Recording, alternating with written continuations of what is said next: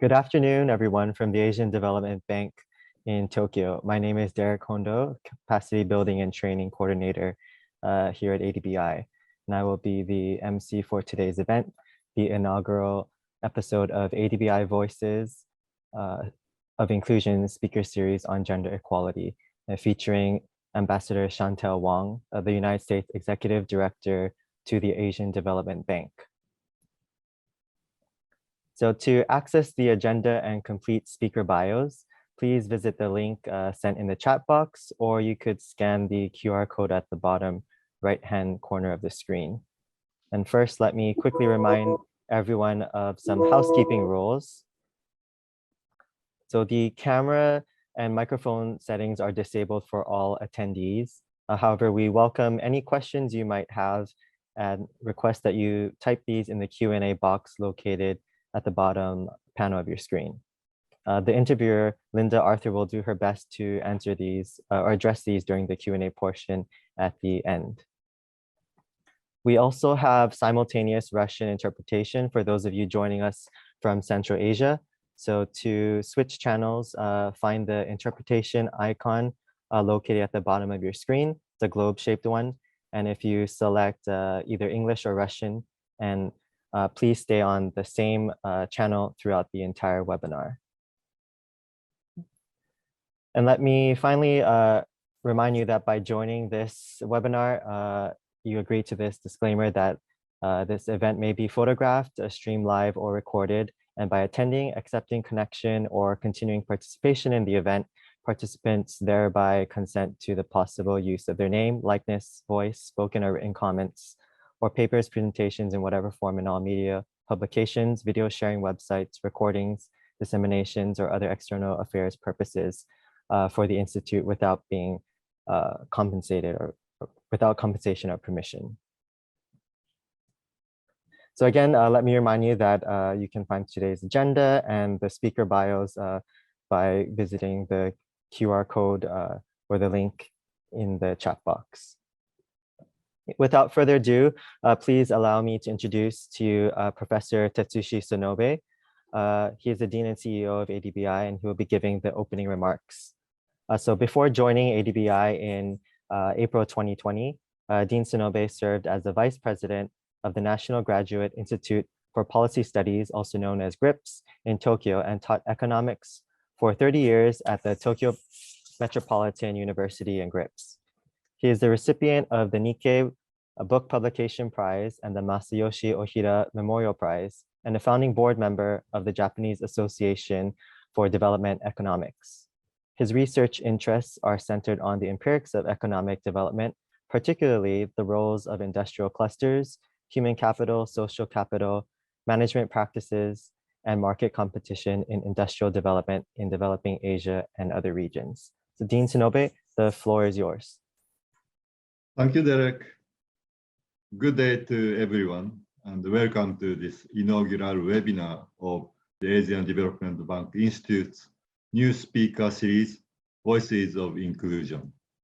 We are honored to have Ambassador Wong as the first speaker in this series. Ambassador, congratulations on your appointment as the United States Executive Director to the Asian Development Bank. We appreciate your taking time out of a busy schedule and look forward to hearing your insights today. Last month, ADB had a series of events celebrating the Gender Month, spotlighting the important role that women play in creating an inclusive, greener, and more resilient future. As the think tank of ADB, ADBI is committed to elevating the views and voices of women to promote a more inclusive work program and more inclusive internal structure that ensure informed perspective permeates our knowledge products. In this regard, this speaker series is developed by the moderator Linda Arthur, ADBI senior specialist, to highlight distinguished women leaders and influential thinkers such as Ambassador Wong. We hope that ambassadors' experiences navigating a career in government and international organizations will inspire us, the next generation, and the policy makers to continue accelerating progress in gender inclusion across Asia and the Pacific. Many thanks to our audience for taking the time to join us today. I encourage you to send your questions for Ambassador Wang, which Linda and Derek will manage to handle in the Q&A session. Kindly let me remind you that this is the first episode in the series. I hope to see you at the second and other episodes in the future. Thank you very much for your attention. Derek, over to you. Thank you, Dean Tsunobe. So next, we would like to take a quick photo of you, Ambassador Wong and Linda. So on the count of 3, 1, 2, okay, 1, 2, 3. Again, 1, 2, 3. Okay, thank you very much.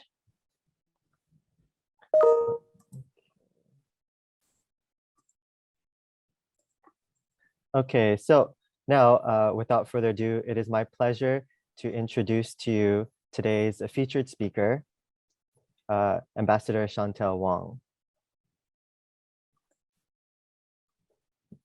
So Ambassador Wong has over 30 years of experience in finance, technology, and the environment, including the United States Office of Management and Budget, Department of Treasury and Interior, Environmental Protection Agency, and National Aeronautics and Space Administration. She was appointed by President Barack Obama to serve as the Vice President of Administration and Finance and Chief Financial Officer at the Millennium Challenge Corporation. Her experience also includes service in local government, the private sector, and nonprofits. She is passionate about visual storytelling to bridge cultural gaps and inspire social change. So she will be interviewed by ADBI Senior Capacity Building and Training Specialist Linda Arthur. As Dean Tsunobe already mentioned, Linda came up with the idea of putting together this speaker series that highlights influential and distinguished female leaders, such as our featured speaker today, Ambassador Wong. So Linda is seconded from the Asian Development Bank, where she has worked since 2003. Her work focuses on improving policymaking to boost economic impact, and Asia. She works across a wide range of operational priorities, including circular economy, innovation, and human capital development, women's economic participation, and strengthening social protection systems. So Linda, over to you. Many thanks for that, Derek. Ambassador Wong, welcome. And let me reiterate the congratulatory remarks of the Dean. It is your appointment, of course, is important for you, but it is also, I think, an important recognition and advancement of diversity. So congratulations. You have had a long and impactful career spanning 30 years. And I would say what struck me the most about your career is the breadth of sectors and institutions in which you've worked. And some of those have already been highlighted. Again, I would say, excuse me, the US government departments, including Treasury, Environmental Protection Agency, NASA. To start us off, Ambassador Wong, I wonder if you could maybe reflect on your career and highlight an important juncture or junctures where you found it challenging to navigate your career as a woman, and maybe the decisions and strategies that kept you on your path. Well, thank you very much, Dean and Linda, for inviting me to this inaugural speaker series. I'm delighted to be here in Manila. Finally, it took a while. President Biden nominated me back in July, and it took this long to get here. So I'm really, really happy to be here. I just want to put a footnote to sort of the diversity conversation. It's actually not just being a woman and being Asian American, which is very diverse in and of itself, that I am in the history of the United States, that I am the first ever openly gay woman and woman of color to be ambassador in the United States. And it was 30 years ago that President Clinton nominated Jim Hormel to be ambassador for the United States. And over the 30 years, there have been 24 gay white men. And so this is hugely significant for the United States. And I'm really very honored to be the person to break that barrier. We call it the Lavender Barrier. In terms of, so that's a big juncture in and of itself. But in terms of junctures for my life, I would say actually it's never been easy. And many people probably have this experience, but I think in the very beginning, I was what was not talked about is I was born in Shanghai into in the 50s, and it was at the time of a great famine. My parents made the ultimate sacrifice for a woman, for a girl born into that generation. There was not very many opportunities, in that society, that boys were always very much valued for carrying on the family name. For a girl, that's not the case. And so that particular juncture was for me to escape from China on the bottom of a boat into Hong Kong at the time. And so that gives me the inspiration and why I think paying it forward with why the issues that I work with here in the region is so much more important for me, because of for me to have been given those opportunities, but for others like myself that have not, and into a life that is much challenging in that nature. And then the other big juncture is picking up and deciding to pick up a career that is very much male dominated, and that was in engineering. And I took classes in civil engineering at the University of Hawaii. I remember the challenges around looking for, they had bathrooms for women, for girls, every other floor in classes in the engineering building. So when you come out of class or you need to go to the bathroom, you have to figure out which floor you're on. And so those were also challenging. So I think over a period of that kind of working in that environment, understanding the load that I carry going forward has been very informative and instruction for me to really understand these are the issues that has brought me here, and these are the ones that I'm going to carry forward. And like my first job I got a degree in wastewater engineering, and that was also a very male-dominated world. And I remember the first job that I had was at a sewage treatment plant in the city of San Francisco, and they, particularly being Asian, being young, being small, petite woman, that did not bode well with the group of folks that were operating a sewage treatment plant at the time. So it was these were struggles that I carry with me, the experiences. So from then on, I just never looked back, and took on roles wherever the challenges meet, and the rest is history. And Ambassador Wong, how important were role models or mentors in your career? And do you think that mentoring programs are useful in supporting women and minority groups in their careers? Absolutely. It's the most critical piece. For me, I have been very, very lucky. I took a course at the Kennedy School from a very well-known economist, probably not known here in this region, but in Washington, she's well-known.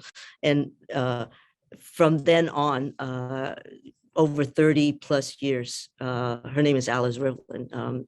She was the first female OMB director. She was the first Congressional Budget Office. She started the Congressional Budget Office, and she's a huge, significant figure in American history, American economy, and she took me on as a mentee, and she nurtured me, both my professional career, but also personally. And, but it actually is important. It's both ways, because it's not just that the relationship is about seeking advice, making sure that I'm on her calendar every couple months, really asking her for advice. And, maybe other people may not be as lucky as I am to find this person for 30 years to be such a mainstay in my career, and any job that I wanted, because she was so important in American politics and American government, that any job I take, she would write a letter of recommendation and I would get ahead of the game, usually. So most people may not have that opportunity. I would say that it's very important, and I tell everybody, the young folks that have come up asking for advice, that it's important to have, I would call it a personal board of directors that you could reach out to talk through, to have challenges, both personally, because for us, it melts together. The personal life impacts your career, and vice versa. And I do know that when I left ADB the last time, I had a 4-year-old. I was a single mom, 4-year-old attached to my hip when I went back to Washington without a job in a Republican administration. Those were challenging times, and thank God that Alice was around. She helped me. She allowed me to stay at her house. She nurtured me. I mean, it's just the most important thing. And then she passed away a couple of years ago, which I still miss her daily. But of the last 4 years, I was very privileged because I picked up a new career as a visual storyteller. I think people mentioned that. I've been Congressman John Lewis's photographer and videographer for the last 4 years, and being around him, he was my role model about civility, about building a beloved community, about the struggles of being a minority community, and that the resilience we talk about, those were all like amazing lessons I've learned just being around him.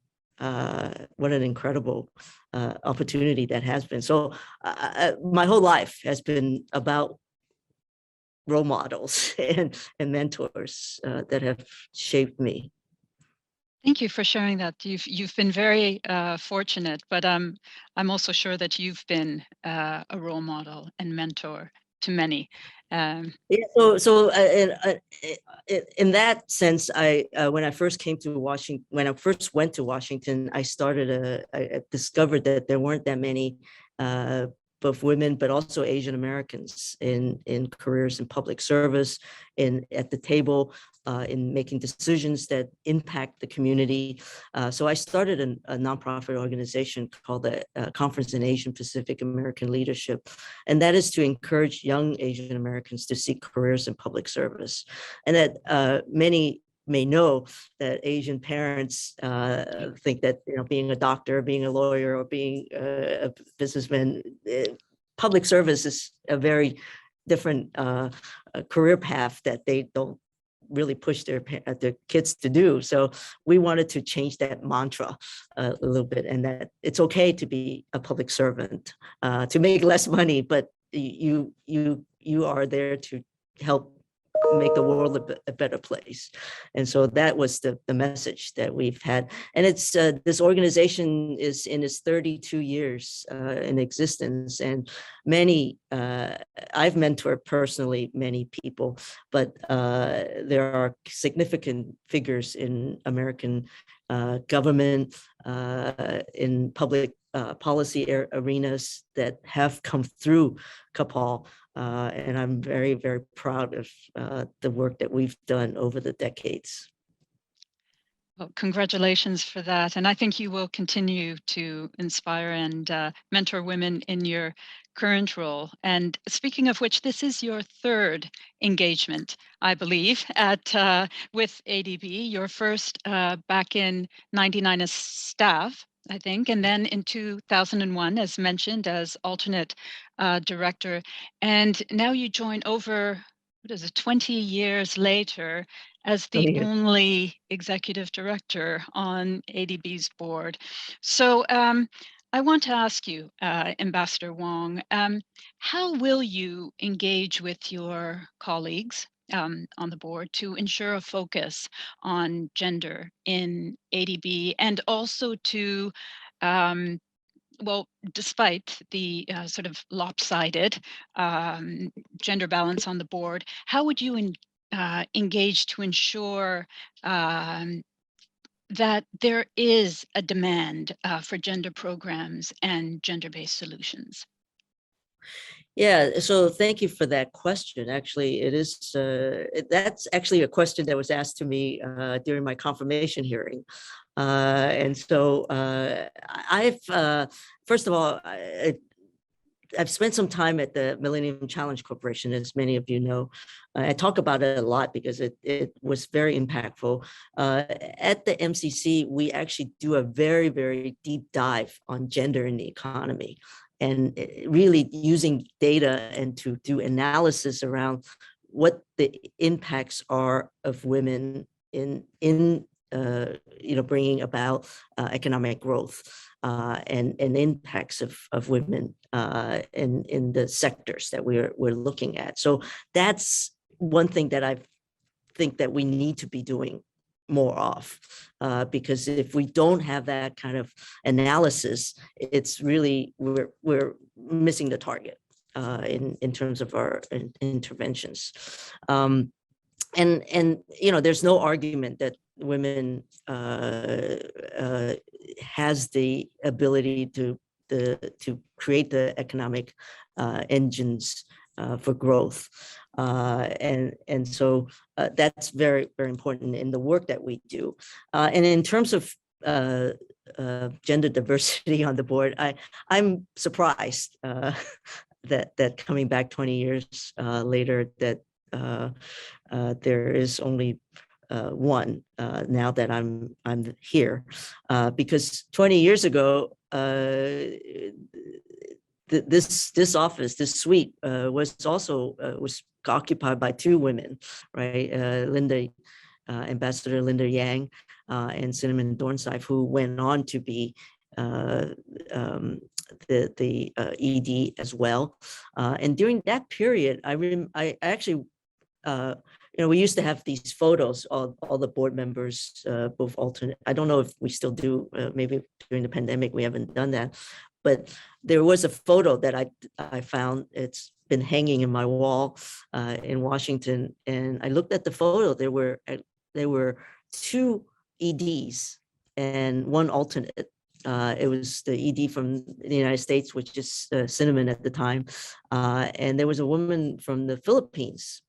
And so I'm surprised to discover coming back now, there's none until I came on board. So I do know that the board, and there's been a report that has been generated. I just found out in the sidelines, one of my advisors been working on it, Colin, that there's been a concerted effort by the board to look at gender and gender equity in the composition of the board, and to encourage capitals that appoints these members to come in, because I think it's critical to have the voices of women at these board meetings, at these decision points. And so I'm going to be working very hard to help push that agenda. Thanks for that, Ambassador Wong. And I'd like to turn now to the fact that you are joining, or rejoining, I should say, ADB at, let me say, a tumultuous time in global events. We are faced with a triple crisis, if you will, with rising geopolitical tension with the war in Ukraine and its wider ramifications, and as yet unfinished socioeconomic recovery from the pandemic.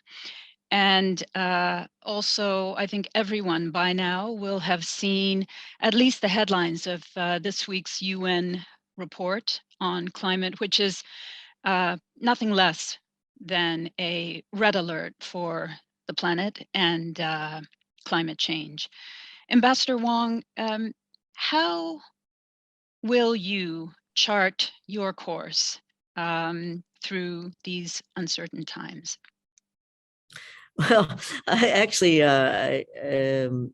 so I had actually retired from government. This is coming back into government. When at my retirement event, I actually talked about being like Forrest Gump, except that I was not just. I don't know if you know the reference. The movie Tom Hanks. I think he was witness to significant events. Yes. Everywhere he went. I felt like I was Forrest Gump, except I was not just a eyewitness to it. I've been a participant in many significant events in global history. So to put a note on that, 22 years ago when I first joined ADB, it was at the middle or the tail end of the Asian financial crisis. And so ADB was asked to really help these countries recover from the Asian contagion. And, Korea, Indonesia, these countries were very much on the brink of economic peril. And so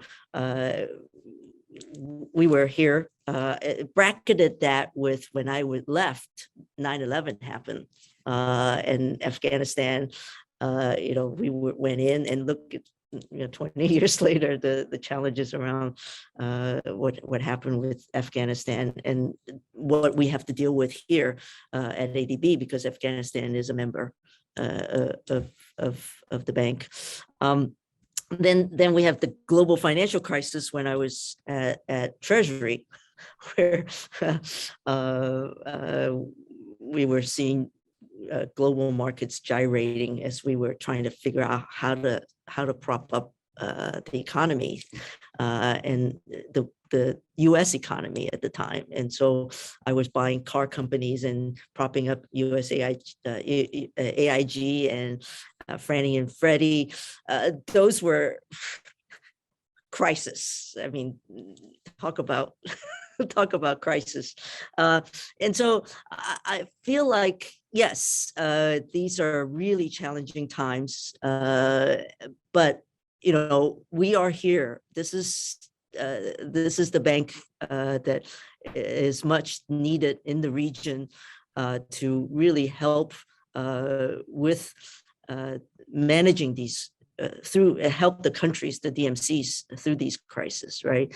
And so that my job, I feel like it is to make sure that the institution can deliver, that we have the right tools, that we have the right skills to help manage these crises that are going on, and I feel like that has been the 30 some years of my career. That's been what I've been doing, and so I hope that those experiences can be valuable, that I could be contributing to helping this institution meet those challenges as well. Yeah, thanks for that. I think I would say that board members these days, I feel that some of the barriers are coming down, and board members are sort of engaging more and going out to the DMCs more. Do you also plan to visit some of the DMCs? Absolutely. I mean, the 5 years that I took a breather from working, actually 7 years, I would say, that I took a breather in working. I actually had a camera. I went into, it really helps me to see firsthand what was going on in these countries. And I spent quite a bit of time in Southeast Asia and in India, and my trips were really long. It's really very different when you just helicopter in for a day or two.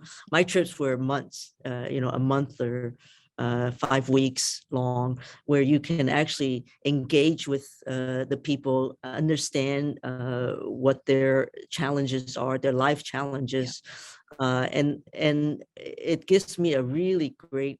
The last 5 years has given me a really great understanding of what it's like to live in poverty. So I spent a lot of time in Burma, in Laos, in Vietnam, and then I did a long trip to on the Trans-Siberia, across Siberia, and going into communities, basically. And in India too. I went all the way to the northeastern part of India, where tourists don't go. Challenging trips these were, but with my camera, meeting people, talking to them, understanding their livelihoods and what challenges they face, and then taking portraits of them. I love taking, being able to engage and capturing, people in their environments. So I'm still hoping to do some of that. Maybe not with the camera, but really being able to engage with people on the ground, because that is what we need to not forget, that our work is to benefit the people. Absolutely. Yeah, that's what it's all about. I hope that you can share some of your photography and these stories with us. I think that would, help staff, with their insights, because you're right. We can't lose sight of the central focus of our work. Before we went live, you were talking about reconfiguring your office and moving some furniture out to make it more accessible for people, to remove barriers. Did you want to just say a few words about that? I think the ninth floor is a barrier, right? Yeah, It's well, and I wanna walk the halls, and I think I may have surprised one of the DGs yesterday. I just showed up in her office. I won't name names, but I also I want to do, to engage with staff to understand their particular challenges, but also want them to know this is an open office, that they should come and tell me and talk to me, and I want to be as accessible to both staff as well as to DMCs and to the people in the DMCs, right? And so, yes, I want to remove this huge obstacle, which is my desk. It's in the middle of the room, and it's huge.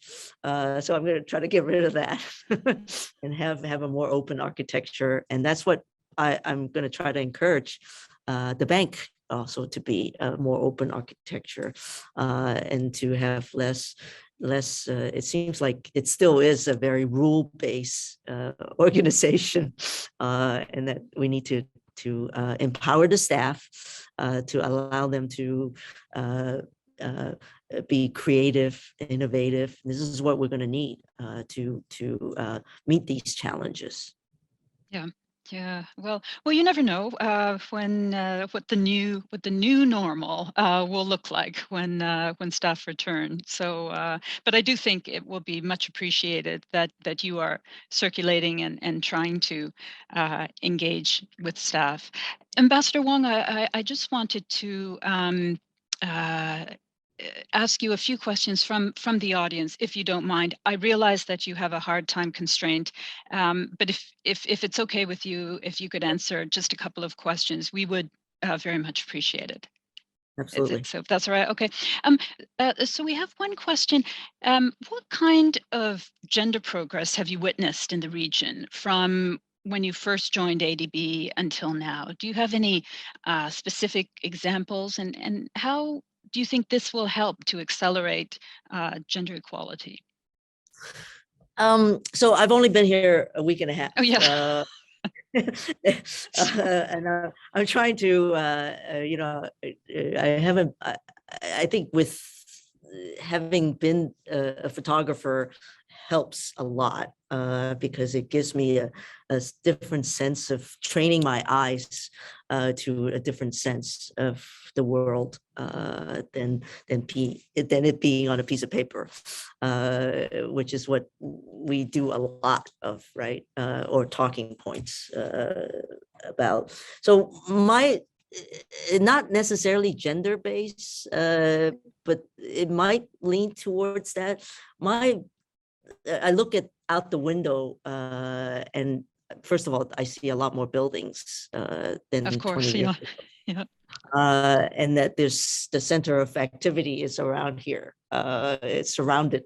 But the interesting thing is that seems to be a much more burgeoning middle class, and that the malls, and everybody's in a mall. The malls have now have high-end stores, food, and that means that there is capacity and the purchasing power of this economy to support that type of economic activity. So it is definitely, I don't see that many jeepneys around anymore, but that people have more purchasing power, capacity to engage in the economic activities here. So I'm looking forward to understanding better, and I want to be out there with the camera and really getting engaged Sure. with the community here. And Right. so it'll be interesting to hear to see the election that's going to be going on in next month. Yep, very much what so. that's going to bring.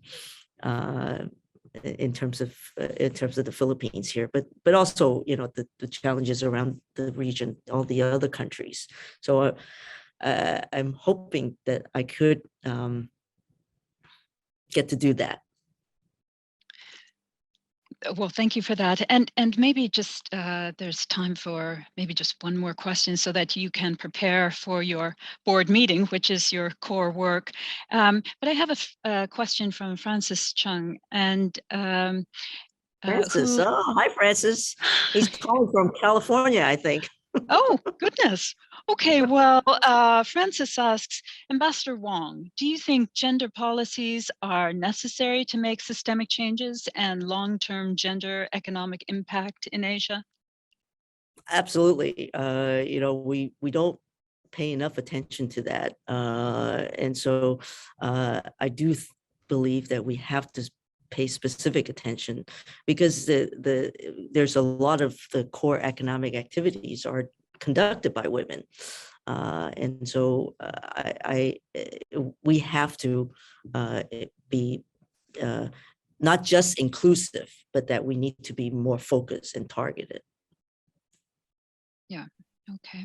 Well, before you go, just cognizant that this is, you know, the first episode of this speaker series on voices of inclusion, and it's meant to inspire, you know, the new generation, but also the older generation in development institutions, think tanks, but also government. And I wonder if you might have any sort of final words, especially for the for this new and upcoming generation of policymakers and development practitioners. Yeah, I am really encouraged by the new generation, that they don't see color lines or gender lines, and that they are the wave of the future, and that, you know, that they're about getting the work done, and so many of the people that I have mentored over the years are taking those, you know, now key positions in government and in the policy arenas. I am very much encouraged by the decisions they are making, the interventions that they're taking on, and so I've met a few. I think a few of them have, you know, come up to talk to me, to tell me about what they're working on, and I'm very excited that the core staff here, as the few that I've met and talked to, are very keen and excited about their work, and that you know, we just need to empower them, allow them to be as much a contributor as they can, and to the potential that they can. So I know there's a organizational review going on at the bank, and so that's one thing I want to try to encourage too. It's the core staff, and making it easier, making it a place that they want to come to work, and that they want to bring innovative ideas to, that these crises that you talk about require new thinking, new ideas, that we could meet those particular challenges. Yeah, no, that's great. There is a question came in just very lately, and it is quite compelling, and it's by my co-organizer Kaori Hitomi here at ADBI. So I wonder if you could just take a minute, and you would still have a bit of time to prepare for your board meeting. But she writes, I wonder what Ambassador Wong can say to those who did not escape on the boat as you did, but still are still stuck in communities where women may not have the voice socially, economically, and culturally. We now have technology, digital connections, other tools in this digital age. What's your advice to these women who wish to change their situation and have more voice? Well, yes, the power is now the internet, and that the systems of government and the way that we've constructed ourselves is very different, and that social media allows the masses to come forward with their needs and wants, and rightly so. I actually reminded of the time I was here. When I was here 20 years ago, I was witness to the ETSA revolution. And what was interesting about that was it was a middle class uprising, and that it was a text revolution. And in those days, it was text messaging. You didn't have smartphones; you had those flip phones, and that they organized themselves using text messaging, and that I think I was living in Corinthian at the time, right at the ETSA gate. Sure, millions of people that came out. I had my camcorder. I wasn't a photographer at the time. I went out there and really recorded a lot of the events that were going on right outside my gate. And that what I remember was that they were they had drivers, these protesters. They were driven to the protests. But all that to say, I believe that the internet, social media, gives voice to a whole generation of actors in a society that would not have otherwise been there, and then we need those, right, to bring forward that governments and the bank here to be able to help bring those meet those needs and those challenges. Yeah, very much so.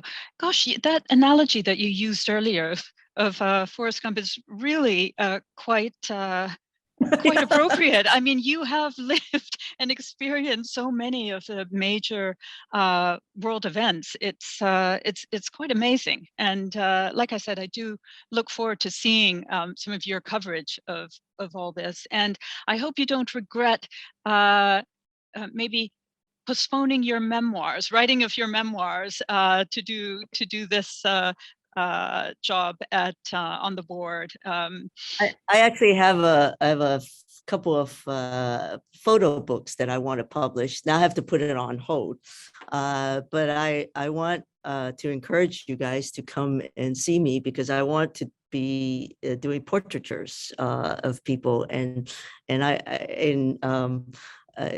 at some point I want to be able to publish the portraits of the people I meet.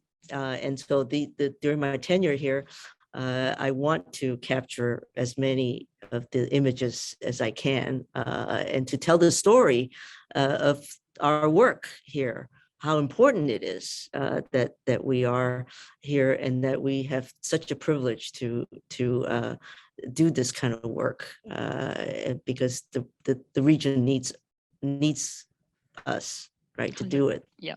I agree with you 100%. And I hope to be one of those to meet you in your office. So please do clear away through the furniture so that we can access you. Yeah. Ambassador Wong, it has been such a pleasure to speak to you today. And I think I speak on behalf of all of our viewers in thanking you so much for taking the time in your first, as you say, your first week in the office, and wishing you the very, very best on you. this new journey. Thank you. And I want to tell you all that this is not going to be a one-person job. I'm going to need the help of all of you to be successful in this job. So I'm going to look forward to having you all your help. I think it would be our pleasure. Okay, good. Thank you so much, Ambassador Wong. And you have some time before your board meeting then. Thank you. Thank you very much. Thank you. Thank you to everyone for joining.